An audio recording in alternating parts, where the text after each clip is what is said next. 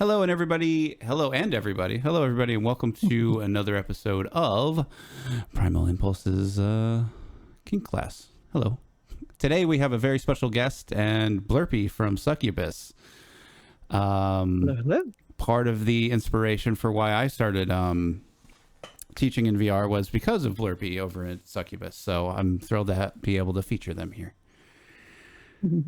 So, yeah, Blurpy's here with one of their favorite subjects, which is whips. So I'll turn it over to Blurpy. Have fun. Thank you kindly. Welcome, everybody, to one of my favorite little hobbies I've been doing for working on 22 years now. Yes, I'm an ancient dinosaur. And happily so. And today we'll be covering the whip. One of the first man-made, actually the first human-made object to break the sound barrier, which is part of the fascination that I've always had with them. And also because they make really good sounds. Like that. I'm going to put this down before I get too excited, and I'll deal with my VR whip.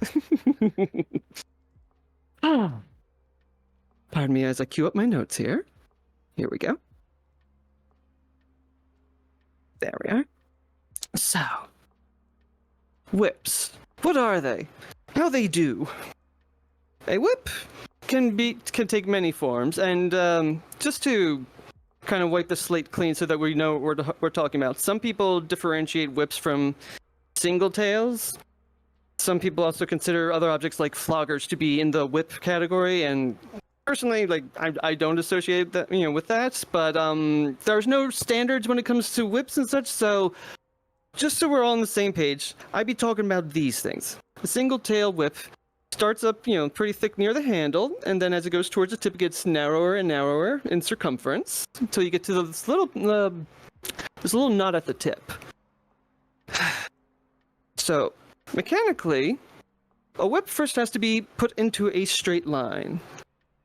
And then, the user flicks it forward, creating a loop. The loop will then roll down the length of the whip, and because the circumference of the whip is getting smaller and smaller as the energy travels down the length of it, to grossly simplify the physics, essentially energy says, hey, my mass is getting smaller, I'm gonna go faster. So, as it rolls down the whip, it gets faster until, bang, it breaches that speed, about, I think it's 750 to 768 miles an hour, where the sound barrier exists on Earth. And, yeah, it splits the air, and then the air comes clapping back together, and you get that nice, crisp bang. And that is the general mechanics of a whip. You just have to get in a straight line, and there are many ways to do that. Create a little bit of a loop as you flick it forward, and then as the momentum rolls forward, the whip takes care of the rest, and you get this wonderful loud sounds that freaks the hell out of every living creature that happens to bear witness to it. Even insects that don't have ears will freak out and give you a wide berth if they can detect the shockwaves coming out of the air from every single crack you're doing if you're just playing around outside. So, yeah, and again, doesn't require batteries, doesn't require a motor, or any fancy stuff like that, and you can break the sound barrier with a simple flick of the wrist. It's absolutely fascinating. So, when I talk about whip cracking, I tend to break it up into two schools of two styles, if you would. I call one style rodeo cracking, which is where you'll, like, if you were to go to a rodeo show, big, large movements, loud sounds, big dramatic effects, slashing targets and all that stuff, putting on a show. And then the other style that I refer to is the kinky way of doing things, which tends to be much more subtle, at least at first, depending on who you're playing with. Because I'll give you the long and dirty of it. If I start a scene with a whip and my first, swing is just like this, and bang! Scene's over now. And I've got a lot of apologizing to do. Control is the name of the game with whips. And that's both of yourself, of the whip, and of the scene. So that's why when it comes to doing a scene, you want things to be much more controlled much less exaggerated. Otherwise, things will be over before you may intend them to be. Do I have any questions so far? I hope I haven't lost anybody just yet. Cool. See, let me just check the text channel. Excuse me. Text channel's good.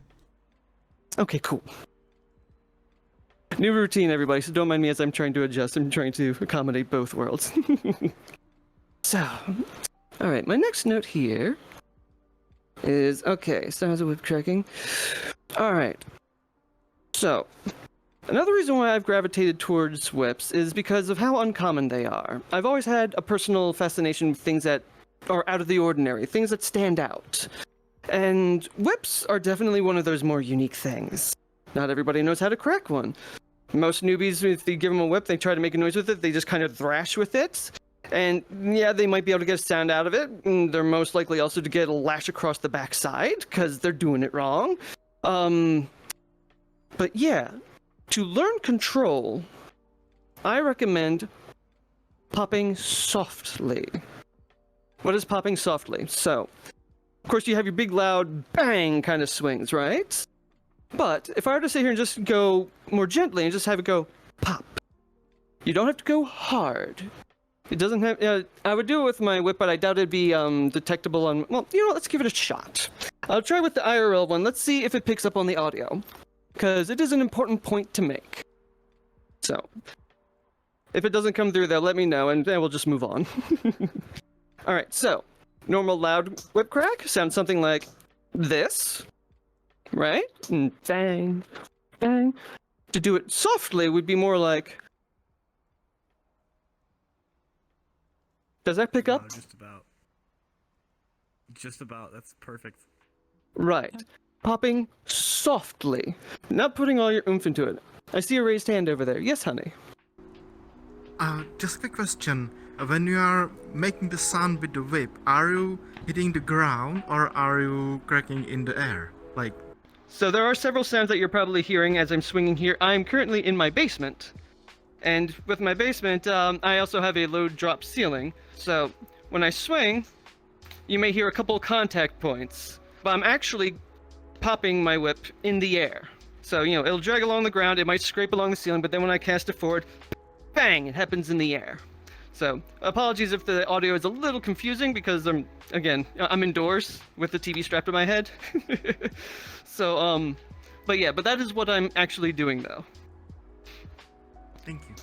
And yeah, when I'm, and generally, if you're going to be targeting something, I recommend hitting something soft. If you're going to go outside with a whip and practice by hitting it against a rock, you're gonna beat the crap out of it relatively fast. I recommend against that.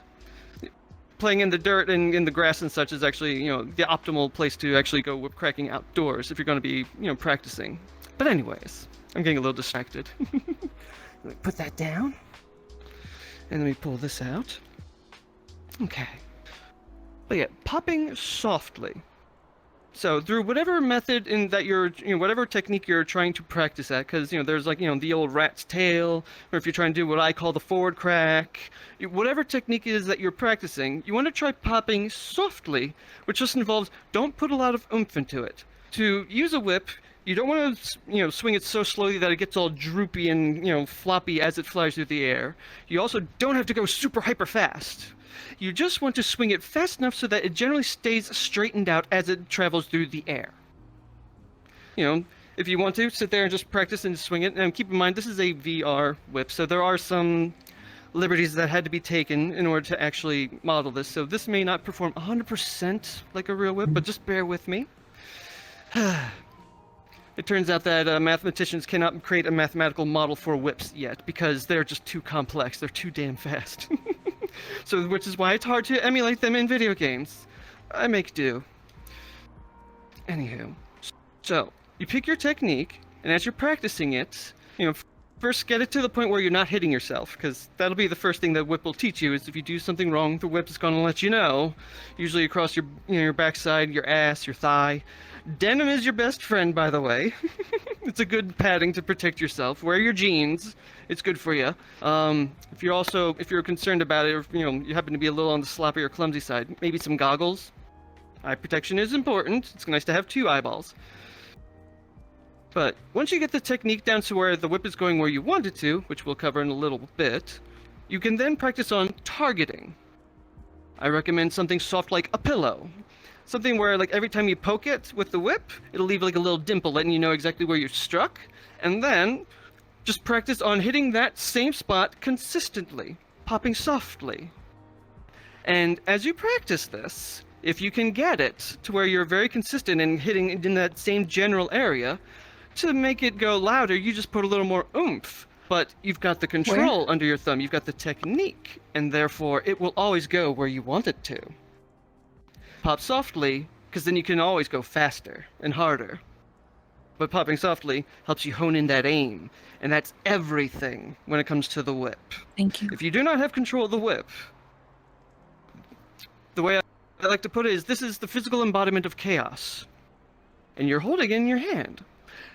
If you don't use the right technique, if your timing is off, chaos is going to go wherever the hell it damn well wants to. Usually across your ass. Or if you're playing with somebody else, you might go somewhere where you don't want it to go, like wrapping around the sides or something. Ugh, that hurts in the bad way.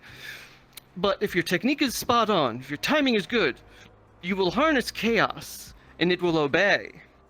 And that by itself is something that one can be proud of, because not everyone can do that. Not everyone can pick this up and actually get it to work right without practice and training. This is actually what got me to have some confidence when I got into the kinky lifestyle in general. My wife was the one who introduced me to the kinky world. And at that time in my life, I had about 10 years of whip practice, just, regular old vanilla whip cracking outdoors, just making noise with it and target practice and such. And, whenever somebody new comes into the lifestyle, there's a lot of insecurities that usually settle in, be like, oh, am I going to be good enough? Oh my gosh, am I doing stuff that, my partner likes? Are they enjoying it? Am I any good at this? This was my foundation. At the end of the day, I could be like, well, with flogging, I haven't done that before, and spanking, I mean, I got like skinny, bony fingers, so my spanks tend to sting more than they feel like thud, but I got this. I can do this. And no one can take that from me. And not many people can do it, apparently.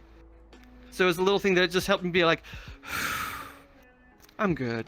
I got something unique about myself. I took comfort in that. And everything I learned grew from there. I learned how to use floggers, how to properly spank, and all those other things. But I always knew, like, if worst comes to worst, hey, I could show somebody a neat little trick or two with this. And I learned that through control. Get the control, get the confidence, show your partner you know what you're doing, and then explore. Any questions so far? No? Okay. Any text questions? No, not currently. I'm thinking up cool. some, though. Thank you, sweetie. So, alright, so we got safety techniques for whip play. Okay. So, just like everything else in kink and BDSM, safety is paramount, and with whips, even more so. Generally, whips can only do surface damage. You're not going to get like any real deep, penetrative kind of blows like a heavy flogger or a heavy, hand, or a heavy paddle would, which will penetrate beyond the skin and into the, the muscle and stuff, and really wallop somebody. But whips sting very, very much. All because they come down to this very, very tiny little nut at the very, very tip. And that thing's moving at supersonic speeds, hitting a tiny little dot on the skin. It's not often, generally it's not often that a whip will, at least in kink play, will penetrate the skin. As long as people fall, who are using the one knows what they're doing, and two, maintains control. Typically for kink play, you want to use something about 3 to 4 feet long, mainly because kink play tends to happen indoors, because don't want the all the vanillas watching all the fun that we're having, because they tend to be a little judgmental, and so when you're indoors, you have these things called ceilings, and if you have like an 8-foot whip and you try to swing one of those with an 8-foot ceiling, it's not gonna go where you want it to go. It's gonna kind of suck. let's see. There are many materials, and the material doesn't Oh, I see a raised hand. I suppose there's almost also kind of a third thing, as far as Mhm. is not going to break the skin, which is if you're actually using a proper popper and not something else. True. I was going to move on to that next, but yes, that's absolutely important. Yeah, don't be a sick fucker and use something like dental floss or fishing line as a popper, please. When you're doing that with people, stick to just something like nylon twine or the like. You don't want to slice them apart. That's not what we do in kink, because if you do that, then now you broke your partner. You can't have nice things if you're breaking all your things. Obviously, you want to take care of your partner. You want them to come back for more, again and again and again. If you cut them apart, yeah, they're going to be like, Can't no wait to use thanks. copper wire for my popper. Please don't. I swear to God, if I find out, I will find you. You will fly over to Belgium, $2,000 a week just to punch me in the face. Okie I'll doke. fucking do it. For you What specifically. not to do, children? Listen to me. Yep, that's totally fair.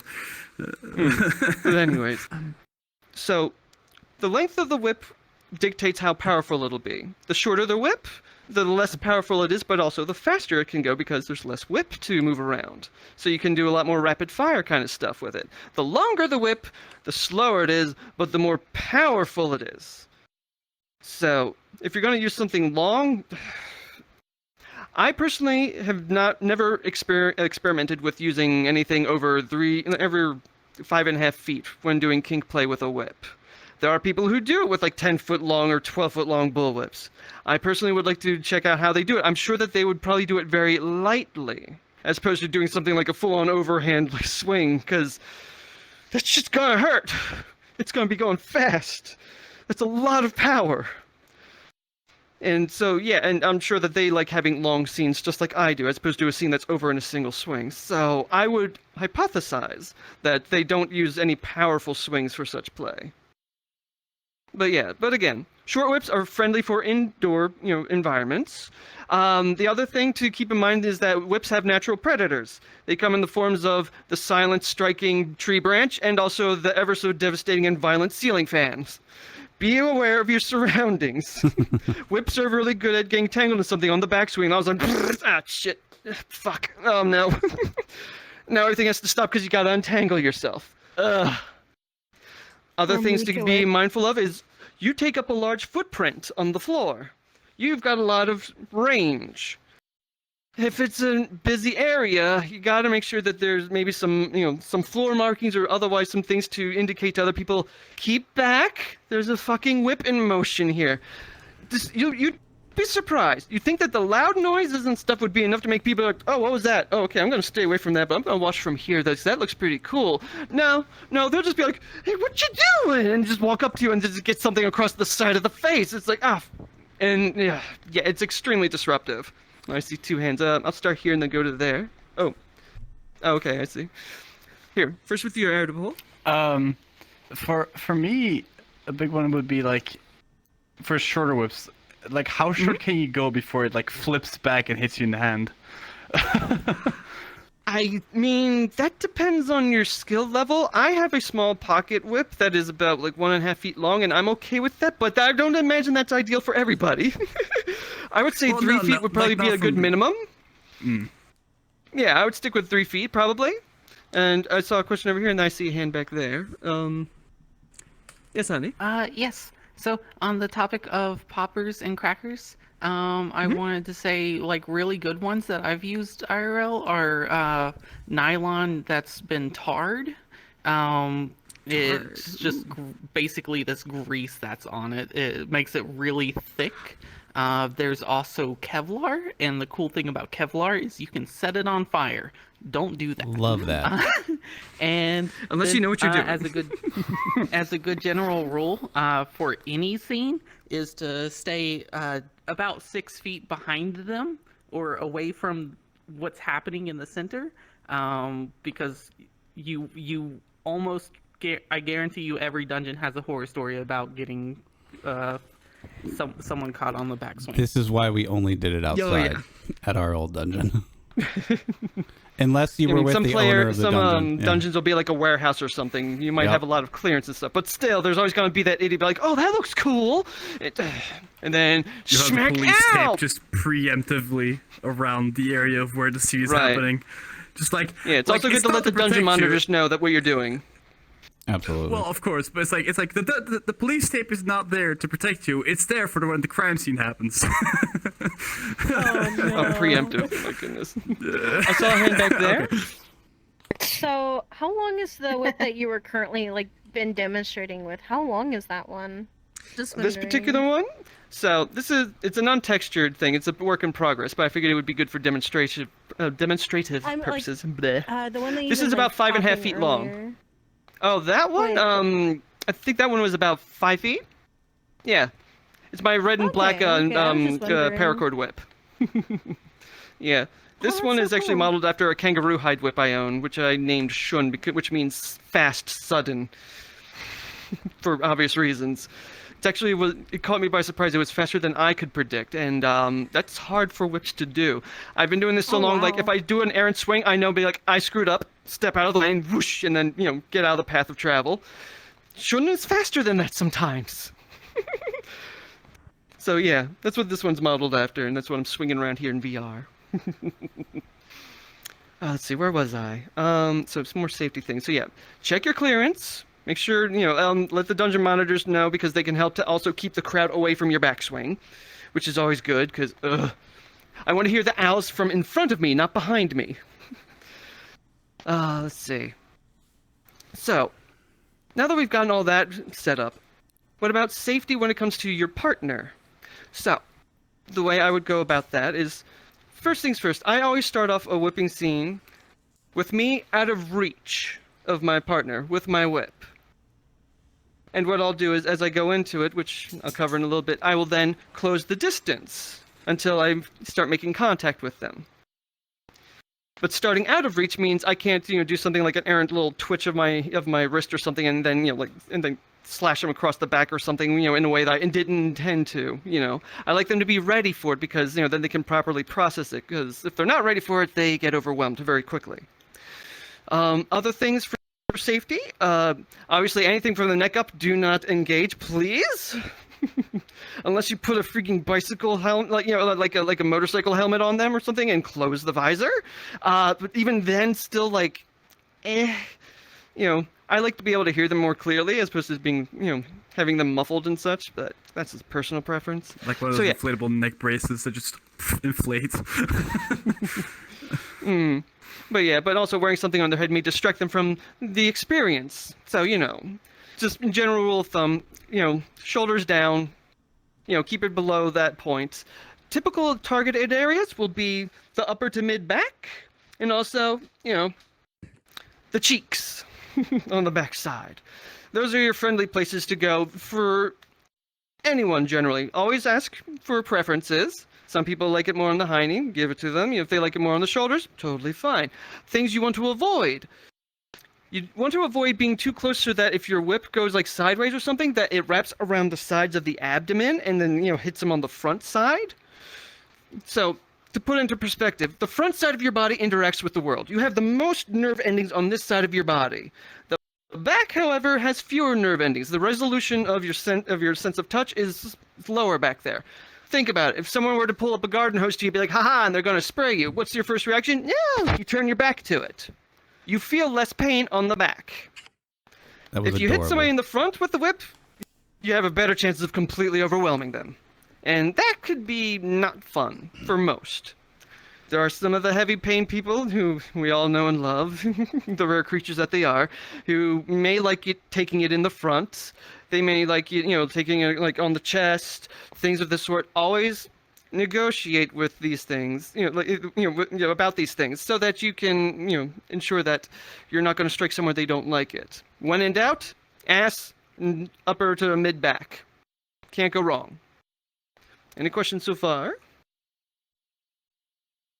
Okay, cool.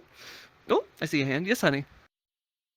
But there are some vital organs on the backs of the hips right above the ass that you also want to avoid.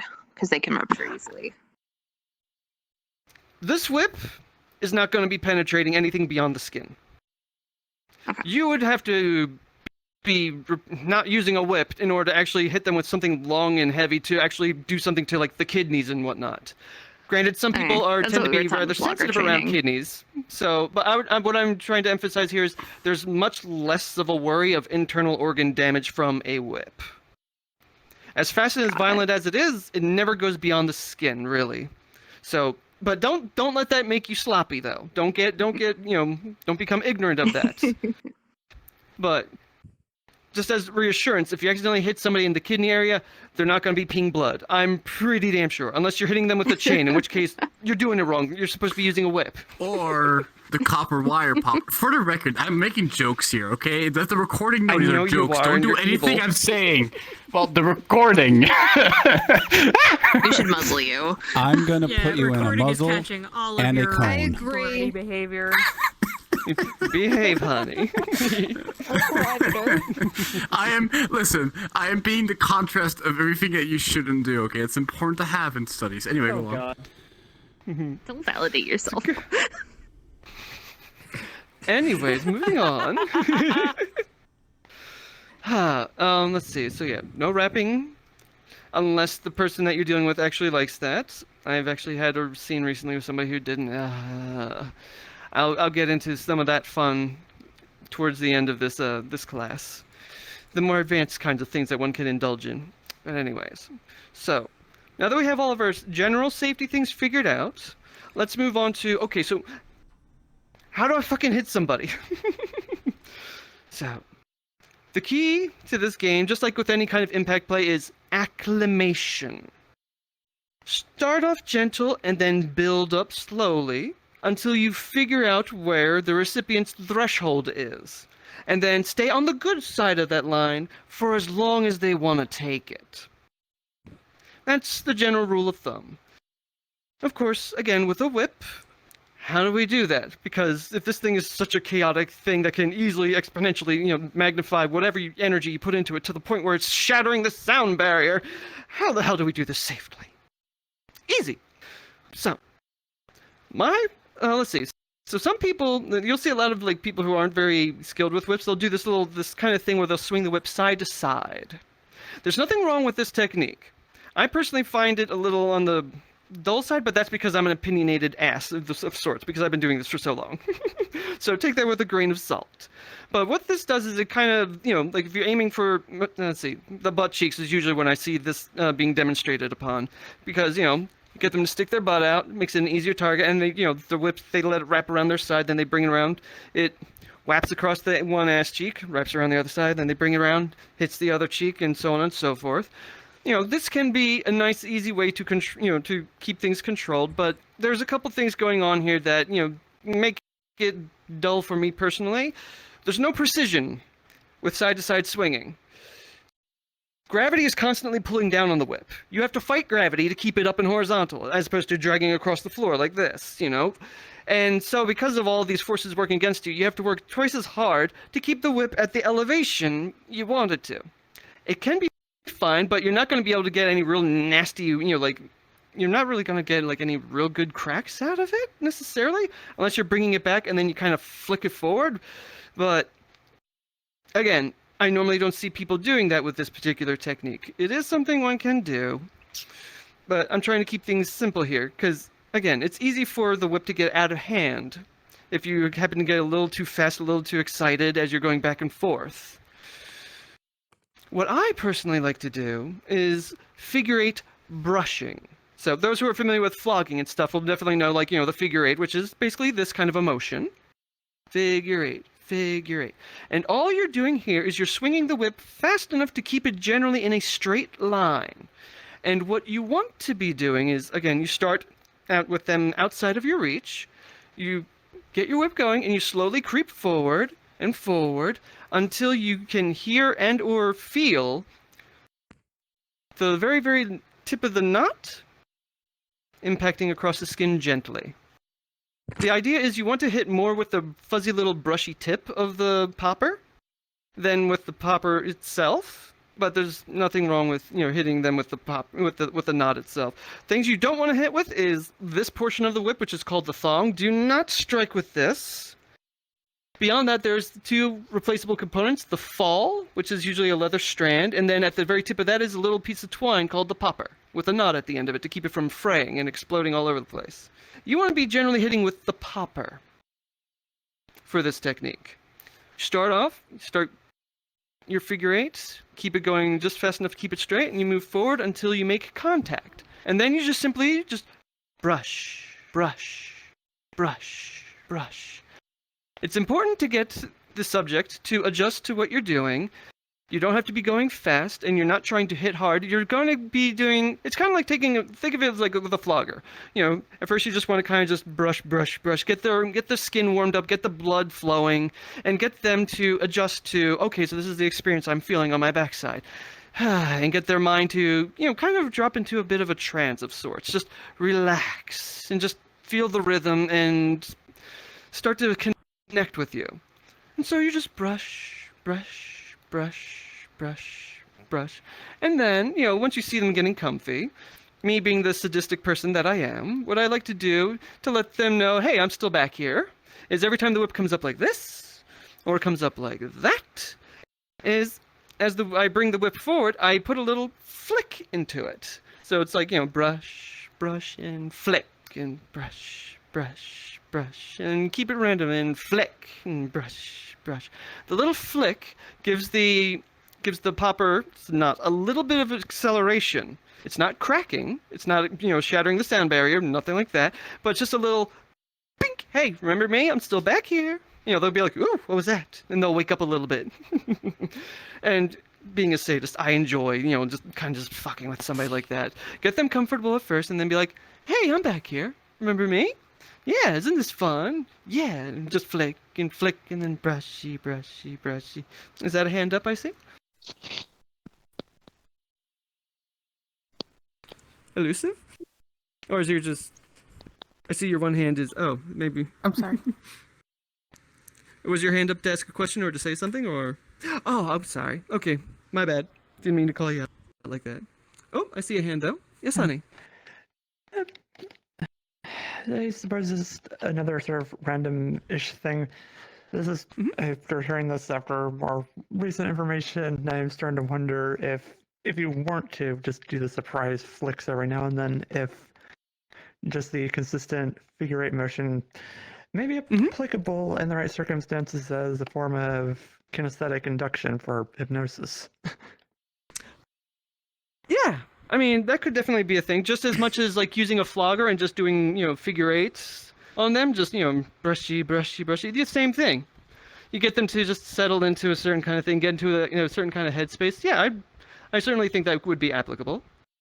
And keep in mind, like, some people may not, may only want to just get brushings with the whip, and they don't want to go any more extreme than this, which is totally okay. Now, the way to control the intensity of this technique, though, you can go faster with your swinging, which can bring the intensity up because you're impacting a lot more frequently. And also you can increase the frequency in which you're flicking at them. Flick, flick, flick. But there's a certain threshold where the intensity kind of teeters out and hits a maximum limit. And, for some people, they may be like, more. So, I personally like to switch to doing rat tails. So the thing about the figure eight brushing is it leaves stripes across the back, little pink lines. And since you're constantly changing the plane in which you're swinging, there is no accuracy here. You're not going for accuracy, but you're just kind of just letting it just go all over the place, across their backside, across their butt, whatever you're hitting. When it comes to doing a rat's tail, this leaves a little dot at the point of impact. The bottom threshold for a rat's tail is going to be a lot higher than the bottom threshold of doing the figure eight brushing. However, the maximum the intensity threshold is much higher than that of the brushing technique. So this is how you step it up. Now, there's many different ways to do the rat's tail. If you've ever taken the old wet towel and wound it up and just snapped it at somebody, it's exactly that. Hence the rat tail name. Of course, when you're starting off, start off gentle. You don't want to overwhelm them too fast because, that would be quite the jump from where you were with the figure 8 brushing to, suddenly just snap. Like, that could be a bit much if you're not being nice about it. So, let's see. There's many ways to do it. You could have it in your hand and kind of just snap it like this.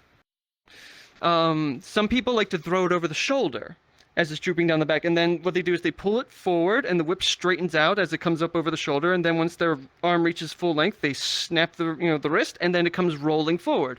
Again, like we said earlier, the mechanics, you get the whip in a straight line, flick the wrist to put that curl into it and just let it roll out forward. Same thing happens, like if you pull it off over the shoulder. If you happen to be like me, who's got big old monkey ears, though, that technique's not going to be your friend. I personally like to do a thing where I have it up like this. I have it in my offhand, and I just flick, and then I bring it back and catch it in my hand and just flick. And what you want to do while doing this is you don't want to hit the same spot over and over and over again. That same fucking spot technique will totally wear a person out really fast with the whip. You want to dance it around. Don't hit the same spot twice in a row. Go from one side, like one cheek or one side of the back to the other. In between, keep it varied. Having a bit of a rhythm to it, or like, a pattern that you like to follow is totally fine. Or if you want to be completely random, that's also fine. Just make sure you don't hit the same spot too many times in a row, because they will tap out. And again, like I said earlier, with control, pop softly at first. Just flick, flick, flick, flick. And then as they get... And you also want to slow down your tempo. Again, gauging what it is that they can take. The harder you hit, the slower you want to go. The more time in between impacts, specifically, is what you're going for. So first do your first little test flick, see how they react. They'll probably be fine. Give it a second one. Give another. Give another. And then just keep going from there. Check in with them, always. Be like, how you doing? Not overreaching, am I? Good? Good. Wonderful. And I always make a point to praise them for their good communication. It encourages them to do it more, which is great, because especially with somebody new, it's, you want to be able to gauge them as much as possible. So make sure to talk. When you get more familiar with a person, you'll have to talk less because you know how they like it. But we all want to get there one day. But you've got to get there first by talking. So now, the intensity from here can be controlled by how much oomph you put into the flick of the wrist. So it can go from a flick to like a snap to like a snap kind of a thing. And again, there's a certain threshold of the intensity that you'll reach if you happen to be dealing with somebody who really loves pain. You might have somebody be like, okay, ease that down a bit. And then be like, okay, then you just go a little softer, a little slower, slower in between impacts. Bring it back down a bit. You may even go back just to doing the brushing just for a little bit, just to get them to process it. Or they may just call you and be like, all right, I just need a second. Okay, I'm good. Let's go. And back to, whatever you were doing. Now, if you happen to run into somebody who's like, you're sitting there and you're snapping your rat's tails as hard as you can, and they're like, more, please. Please, I want more. This is where I switch to doing, the rodeo cracking type of stuff. It's not something that happens often, but when it does, oh boy. But during this particular phase of things, I have to emphasize strongly, you need control when doing these kinds of cracks on a person. So, before I move on to talking about this technique, is there any questions so far about what we've covered? Okay. We're good? Alright. So, now again, VR physics are a little wonky, so this may not look exactly like how it would look in real life, so please just bear with me. There are plenty of videos out there that can also show, how this kind of a crack works, or how it appears, and what to look for. There is no official name, because, again, nothing in the whip cracking, world has been standardized, so, some people call it the forward crack, some people say the vertical crack, it doesn't matter. Yes, honey? It's more of an idea if you're comfortable with it. If you have your webcam, you could show it over Discord. If you're comfortable with it. The ceiling is too low for me to be able to demonstrate it properly, unfortunately. It would have to be something done outdoors. Either that or I have to get down the ground. And even then, that'd be a little weird. At that point, just look up videos. Yeah, that's fine. It's yeah, fine. yeah, working with what we got though. So, this technique requires you to get familiar with the timing of your whip. By timing, I mean when you swing the whip, how long does it take to get to anywhere along its path here? Like if you were to imagine it like the hand of a clock. You know, you have it down here at 6 o'clock when you start. You know, typically you have it droop behind you, and you bring it up. And what I'm waiting for is when my whip is about at 3 o'clock here, because I'm going to be throwing it at 9 o'clock. So essentially, what's happening is I swing the whip, and the whip is moving in a straight line because I move it fast enough so that it stays generally straight as it goes through the air. When it's pointing in the opposite direction of where I want it to go, that is when I'm going to flick it forward, and then again we create that loop, and then it rolls down and bang! Longer whips take longer for it to swing around until it's at that 3 o'clock, so you can throw it at 9 o'clock. Shorter whips get there much faster, and just bang, and you just go. So you have to get familiar with your particular whip, which will be however long it is. Then so mileage will vary. Get familiar with the tool though, and once you have that timing down, again, it becomes a second nature. At first, while you're doing it, just watch it, so you get an idea of the timing. But eventually, it'll become second nature to you, and you won't have to look at it anymore because you're familiar with your tool. It's an extension of you at that point. If I want my whip to go here, I wait till it's about here at 3 o'clock, and then I throw it forward. And all you do is you kick it, creates the loop, rolls forward, bang! And it's going to be a lot more intense because you got all this motion going on, and then you throw it forward. A little motion up here travels down the length of this thing, it's moving like a couple feet. When you get it going like this, this is why we get supersonic speeds. If I want to hit something in that direction, I'm going to swing it till my whip is around like 4 or 5 o'clock and then cast it up at like 11. If I want to hit something down here like 7, 8 o'clock, I wait till it's about like about 1 or 2 o'clock and then bring it down. It's all about the timing though. And practice is the only way you're going to figure it out. You have to go outside, you have to practice with the whip, you got to do it. You can't just sit there and be like, oh, I watched a video, I know what I'm doing. No, you don't. Chaos will teach you really quickly, you don't know shit. Get outside and practice, goddamn you. Now, the intensity is going to be tricky to control because the bottom threshold of this forward crack technique is so much higher than both the figure eight brushing and the rat's tail cracking. It's a bit of a jump, and that's just the bottom of it. And then the intensity only goes up to the stratosphere from there. It gets insanely powerful, which is why you go very slowly. You sit there and be like, oh, you want more? Okay, I'm going to try a forward crack. All right, brace yourself. 1, 2, 3, and then bang! Give them a moment. They're probably going to be like, oh! And they may even like, oh, dance it out. Let them process it. Check in. How are you doing? I'm good. Give me another. Be like, okay. 1, 2, 3. Bang! And again, always be checking in until you become comfortable, like, okay, they can take this. This isn't too much. Because if it's too much, be like, okay, let's just bring it back down to rat's tails. Or maybe we'll just go into some figure eight brushing. Maybe we've hit the crescendo of our scene and we want to start bringing things down. Again, depends on your play partner. Mileage will vary. In the case of someone who can take this, though, after you get the first few cracks and they adjust. Again, like set a tempo for them, like whether you count out loud in between cracks, like if you do the 1, 2, 3 and then bang. I usually do that. If I see that they are more than capable of absorbing those kinds of impacts, I may drop the 1, 2, 3, and I'll just be like, and bang, and bang. This kind of a tempo, and then bang, is nice and slow enough to bang. Help them to stay with you, and then bang! Not get overwhelmed too fast, because if you're up at this intensity level, this is where you'll see, it's like a lot of people will tap out, but then you'll have the few who are like, no, I'm in for the long haul. That kind of a pacing has generally worked, at least for me in my experiences.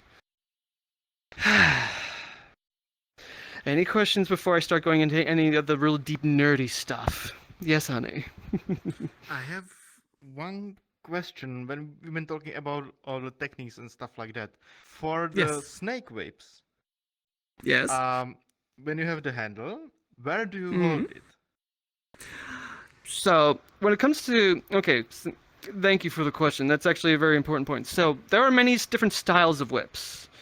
I personally am experienced in using what's called a snake whip. A snake whip is basically just a whip that does not have a stiff wooden handle of any sort.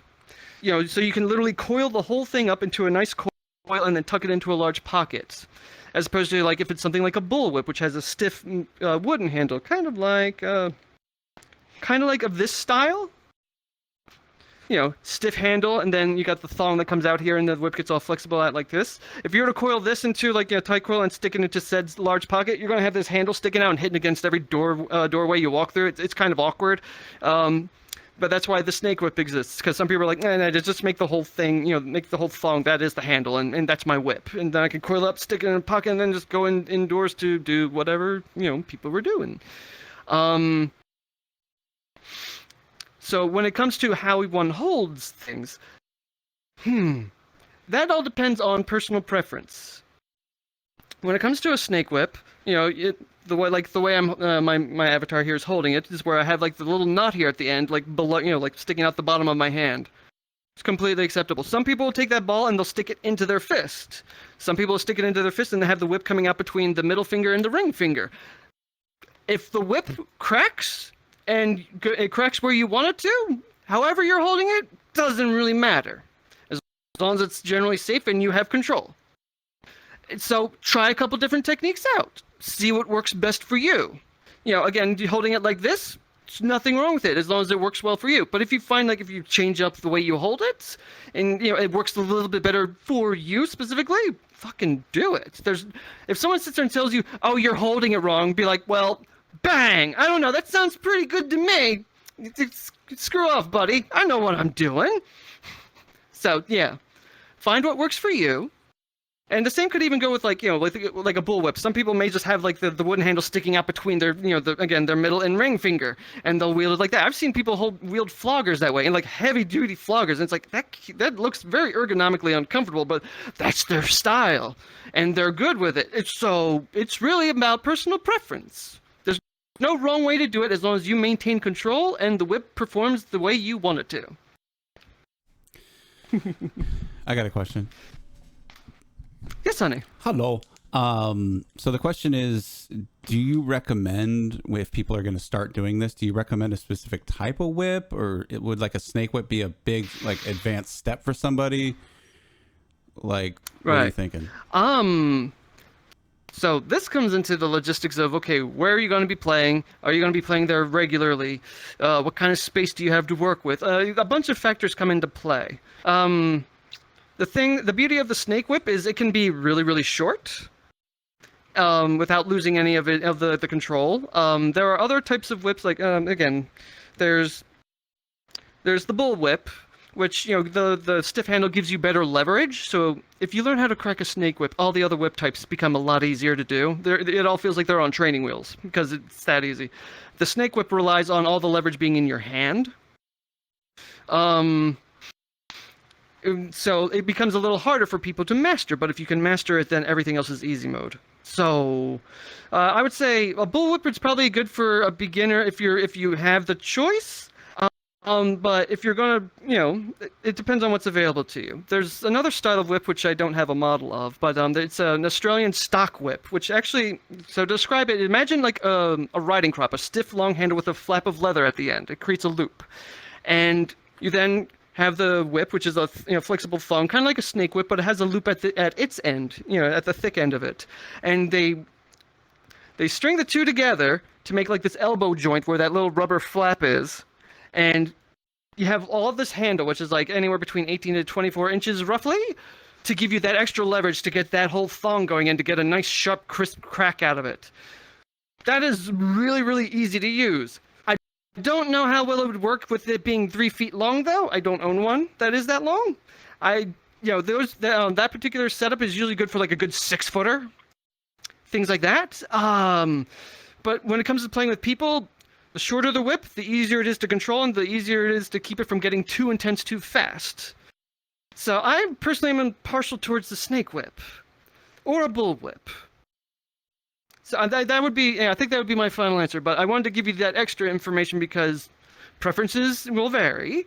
But there is, a method to the madness of figuring out what tool you want to start with and for what purpose. If you're going to be practicing outdoors, if you can get a freaking Australian stock whip, those things are amazingly easy to work with. And they're so nice and sharp and loud, but they're usually quite long. The extra leverage of the handle is wonderful to experience when using it for non-kinky purposes, just, target practice or just dancing around with a whip. Here's a follow-up question real quick. Sorry. The follow-up question would be choosing a whip for kink play. Let's assume for both cracking and using one on somebody. Would you have a specific preference for one, or do you usually just default to one and for both, personally? And for beginners as well. Two separate questions. And, I'm sorry, what was that last part? And for beginners as well. Like you're on a more advanced scale, obviously, but if someone's new coming into it and they wanted to, it's basically the same question for newbies as well. So I have made a particular website for making what I call a quick whip. It is essentially, you go to like Home Depot or Lowe's, go to a hardware store or a boating store and buy some braided white nylon rope, the kind with the core in the middle of it, and you cut several lengths of it, and then you do a flat French braid to basically make your own whip. It takes about like $5 worth of material and about an hour or two of your time to put it together. I recommend this only because it's like, whips are expensive. Good whips are expensive, I should say. And that's a high entry fee for some people. They might be like, yeah, I'd like to try whip cracking, but I don't want to blow $165+ on something I don't know that I'm going to even like. I actually learned how to crack whips using these white nylon rope whips. And, if you don't like it, or if it gets destroyed somehow, because I don't know, maybe you like playing around like wood chippers or something stupid, it's only $5. No big deal. You can even go make another one. They usually sell the ropes in in spools of at least 50 feet long. You can make at least 2 whips out of that, depending on the length you're going to go for. And if you find that hey, you know what? I actually like this whip cracking thing. Cool. Go get yourself a real whip. For beginners, I recommend the quick whips because it's cheap, it's easily affordable, and it's easy accessible. And also, there's something nice about I made this whip myself, and I'm going to use it. And there's a certain level of pride that comes with it because it helps you connect more with the tool that you're using. So, but that's my opinion. If we're looking to blow money on your first whip and just be like, I'm just going to dive into it, I would say go with paracord. Paracord, it's made of nylon essentially, but it's fancier than white nylon ropes.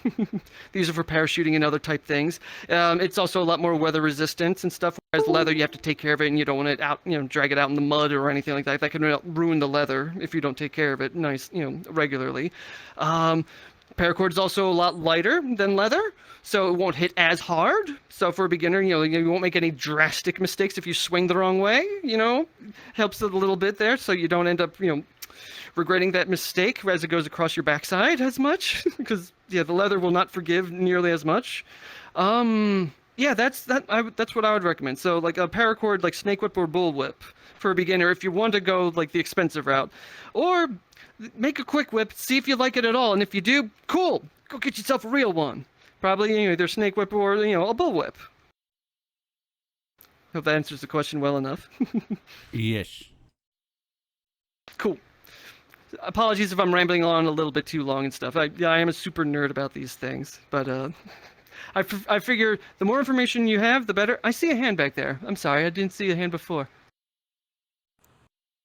Do you recommend a wrist brace? How do you prevent wrist injury using a whip? I suppose I'm one of the more fortunate individuals that I've never really had any wrist problems myself, but I am aware like some people do have carpal tunnel type issues and things of the sort. The thing about whips is this bendy point right here, the wrist, this is what makes whips do. If you were to put a brace on the hand to keep it from moving so much and then try to wield it, I guess then that puts a lot more stress on the elbow, which may or may not be okay. I mean, there is like tennis elbow, which is probably a bad thing. That's a tricky. Well, I guess the other thing is like if you end up hurting your wrist because you're cracking too hard, maybe you should go back to popping more softly. Maybe. It's kind of one of those things you have to just trial and error and figure it out. I don't think that the wrist brace thing would be such a good idea because it's just going to displace all the stress down to your elbow instead. And I mean, if your elbow's cool for it, yay. But it's not ideal. You have to work a lot harder to get the whip going that a ways too. Because yeah, I would say you'd have to experiment with it. Yes, honey. I would actually recommend finger flogs as an alternative. I know it's different physics, mechanics, but it's a lot more ergonomically friendly, speaking as somebody with massive joint issues and tendon issues. And what were they called? Like finger floggers? The finger flogs? They're floggers, but instead of holding them, you loop your fingers right, with a handle. They got these little fingers things that you just put around your... Yeah. It's kind of like the individual who likes... that I saw once upon a time, he takes a flogger and then puts the knot in his fist and then has the handle sticking out between his middle and ring finger. Like, the guy's screaming for like some finger floggers there, but I guess there's something about having the stiff handle in his hand that just works for him. He did have really big hands, so maybe, he was just built that way. But not all of us have that luxury. I've never seen a whip with like those little finger loops. I wonder how that would work. You see them on Flogger. I would really like to see that. Yeah. It sounds like it'd be quite interesting. Floggers with them. Yeah, I used to have a pair once upon a time, but then we got rid of them. My wife lost love of them, and so we donated them to someone else. Yeah. I'm kind of curious if that would work on, for the application of a whip, though. I feel like you might lose a little bit of something, but you won't know till you try. I don't think you'd crack as well, but speaking like physics, if you're relying on the weight of the whip. Right. Yeah, that might be the alternative to work around the wrist brace thing if you have bad wrists. So, yeah. It's definitely worth a shot, at least. I'm sure that the whip maker would be like, well, this is a very interesting commission. Okay. So, any other questions before we proceed? Okay. So, I'm going to put this away for a moment. So, before let's see. So, as part of this thing, so whips are great as impact play toys if you know what you're doing with them. That is the key, conditional. However, whips are also absolutely amazing for fear play.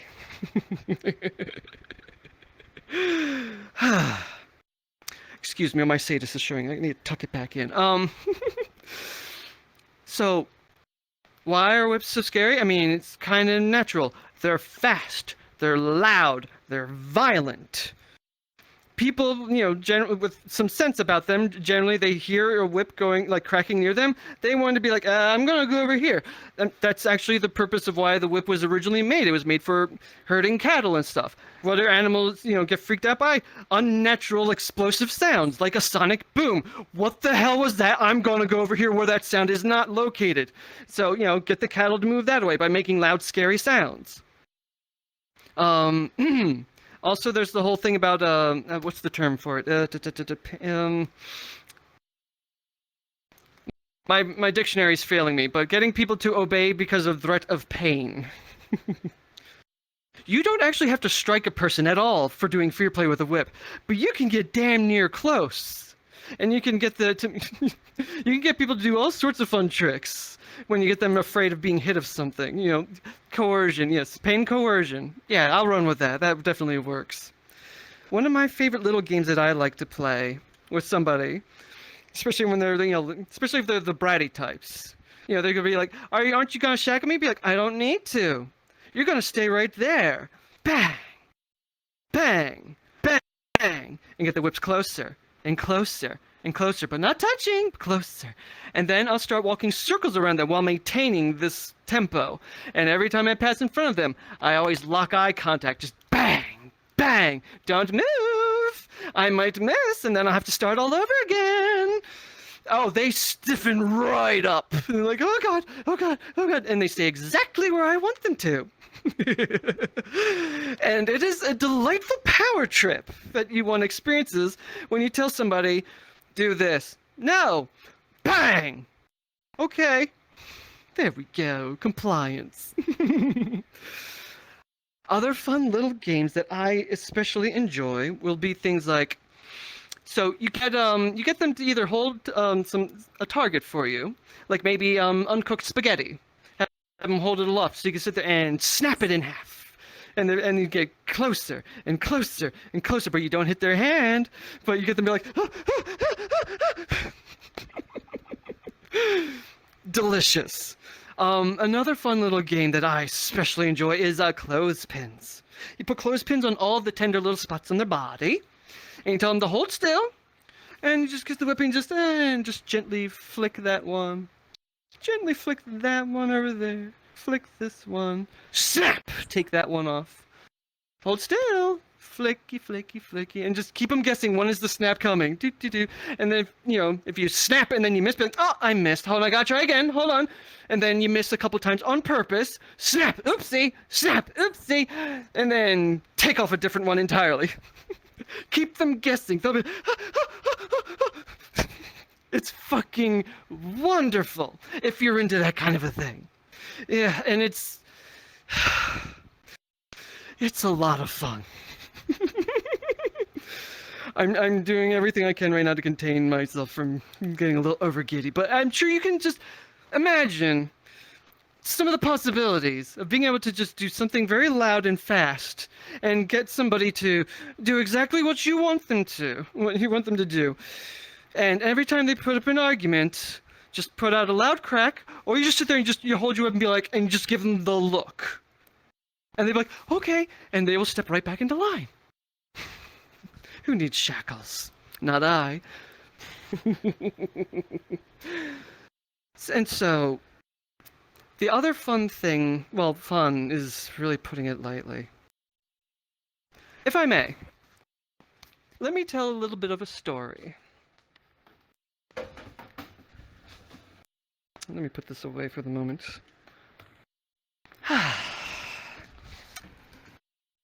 I'm going to share with you all one of my most favorite whipping scenes that I've ever had with somebody. So, this is a person that before this incident happened, I've known them for about 5 years. And I know that they are a heavy-duty pain slut. They can take quite the beating. And they're a petite little thing. They're like, they're shorter than me. I'm 5'6". I'm fucking shorty. And they're like 5 foot nothing. Maybe like 110 pounds, maybe soaking wet.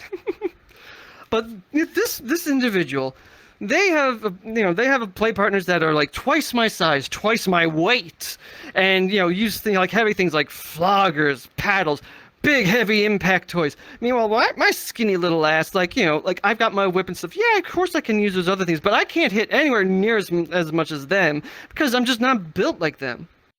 Nothing wrong with that. I don't take that as a point of shame at all, but I have my area of expertise, they have theirs, and it's all fine. But this person comes to me during a public play party that we were both at, and they seemed a bit distraught about something. And they came to me and was like, hey, I know this may be a little unorthodox, but I'm kind of having trouble processing through some mental stuff. And I want to be hit by you with your whips.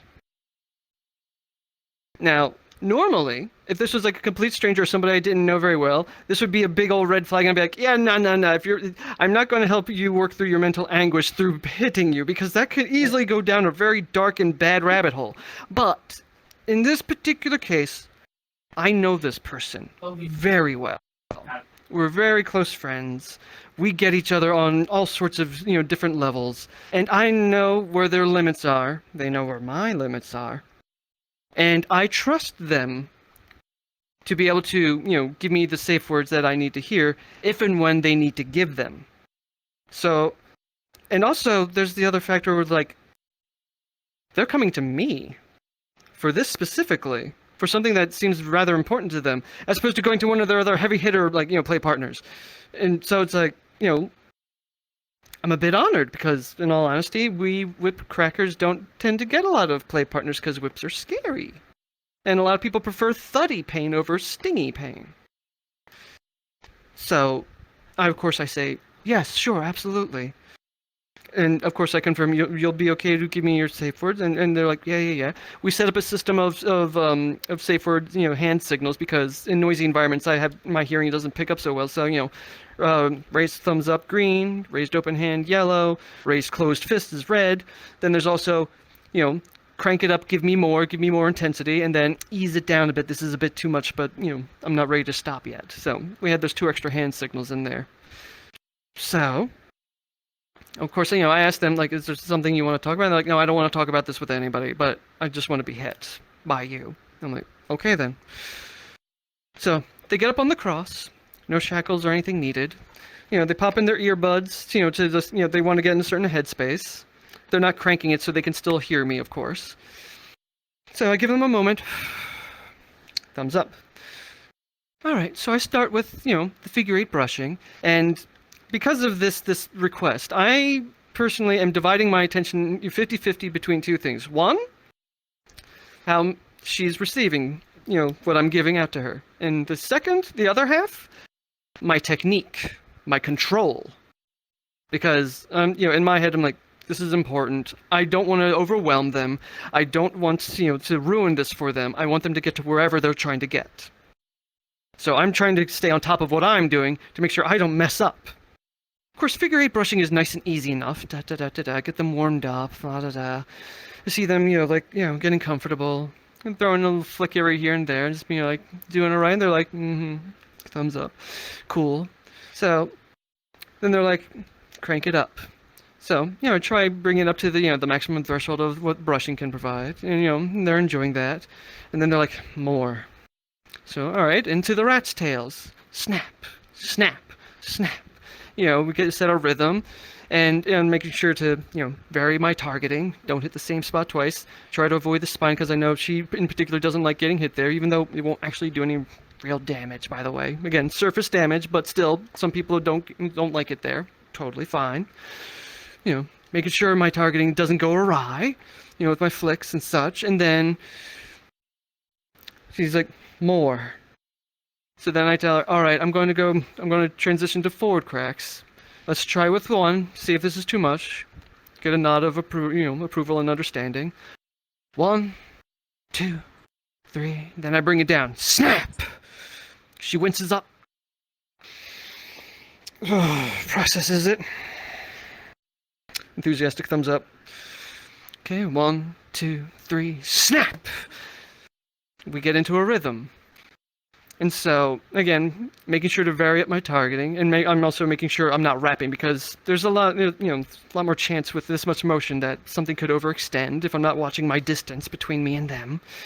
I'm hyper-focused on all this stuff, while making sure that she's receiving everything well, and she's enjoying herself. She's not being disrupted with too much intensity.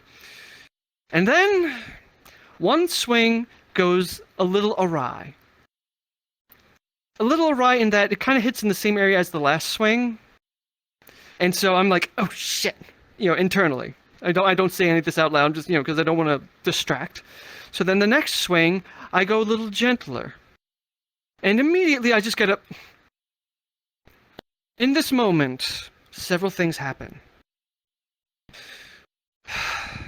In that one, like unspoken gesture, this is what I got from them, and this is exactly what they communicated to me. I confirmed this with them afterwards.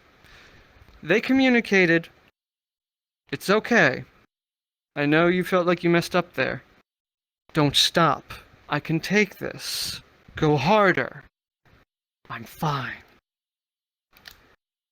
This moment allowed for me to suddenly just drop all of those worries and concerns about the technique stuff. That whole burden just fell off my shoulder and into the void. Everything around me faded away from my attention because all of a sudden, I didn't have to worry about all that. She told me in a single gesture, Give me what you've got. I'm fine. That wasn't anything that's gonna stop me. I want more. And so I gave her more. And at that point, when I stopped paying attention to my technique, the whip literally became an extension of my will. I want to strike here. The whip went here. I want to strike there. The whip just went there. I didn't have to think about any mechanical aspect of it. Everything just went where it was supposed to. And in this moment, I was able to 100% focus on exactly what she was experiencing. And then the cycle of reciprocal energy was established. I started seeing her head swimming. She was fine. She was keeping her stance well. Her legs were not buckling, but she was making progress on her mental journey. I could feel it.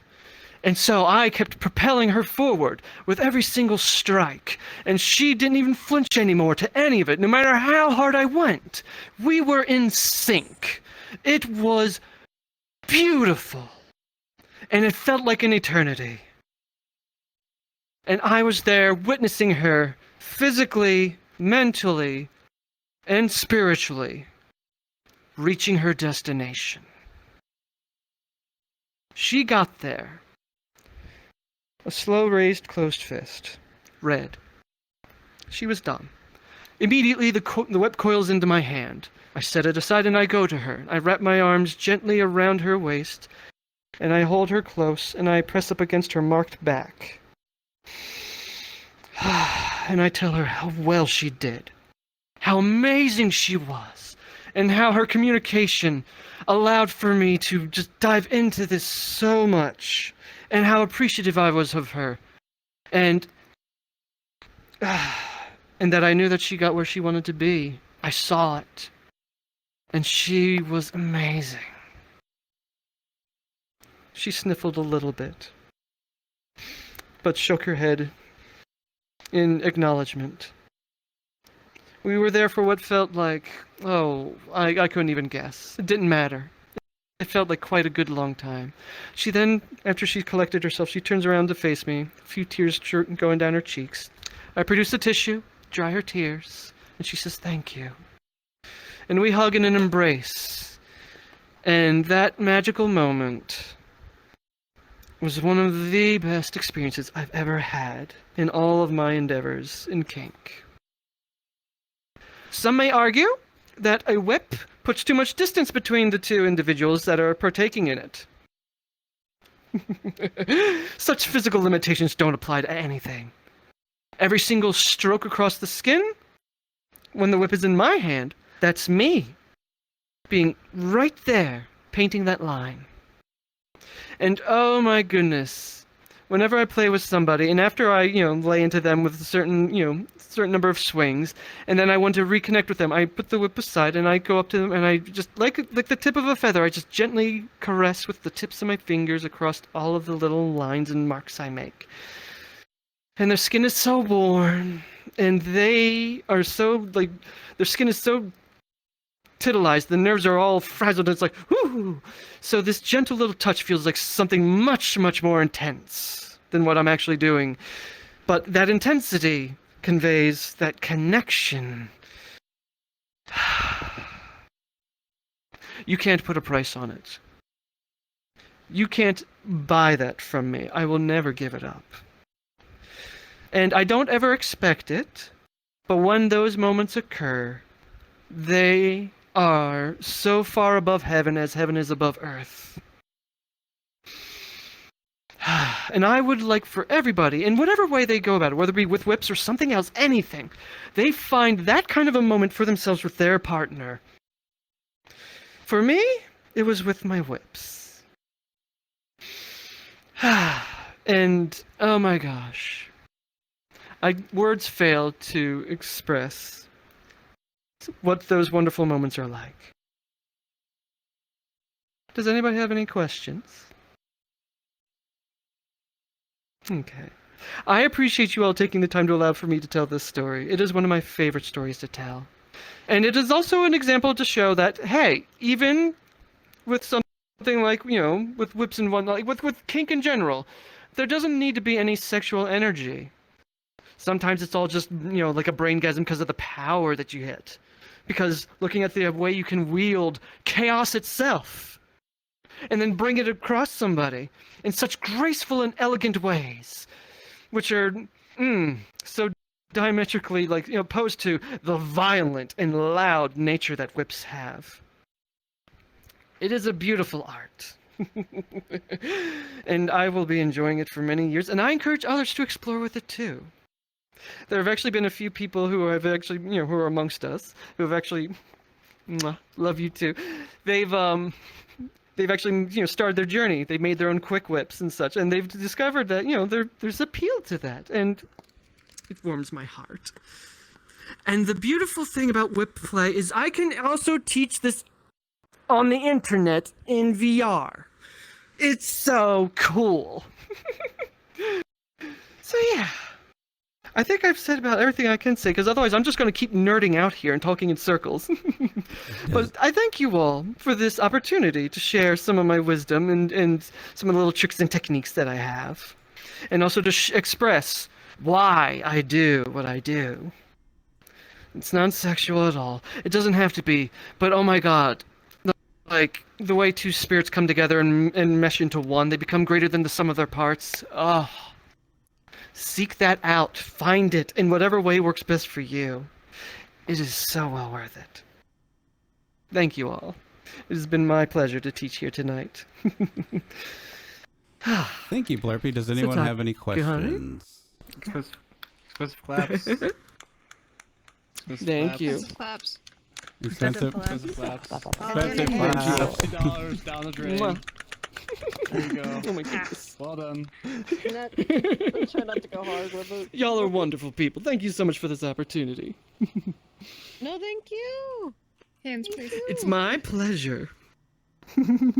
So, where can we find you, Somebody should start Blurpy? like a pod where it's just like Blurpy rambles. Where can what? Where can we find you? And your. Where can we find me? Yeah, to seek your classes and wisdom further. So, I am the owner of a Discord server known as Succubus. We are a VR BDSM centric community. I came there just wanting to teach because I found myself teaching that in VR beforehand, anyways, and having a base of operations sounded like a good idea to me. Fast forward about 3+ years, and now I am the owner of it. Here I am. The places that life takes you. We are partnered with Primal Impulse, so you can get to our community through the join link there. I encourage y'all, feel free to come and check us out. We're a lovely community. I know that we're definitely over like 2,500 plus peeps, but on Discord, only a certain number of those people are ever active. But please, by all means, check us out. Start up a conversation. We never be shy about asking anything about BDSM because we're here to teach. The dumbest question is the one that you never ask. So don't be embarrassed. If you happen to surprise me, I will be impressed because I've seen a lot of things.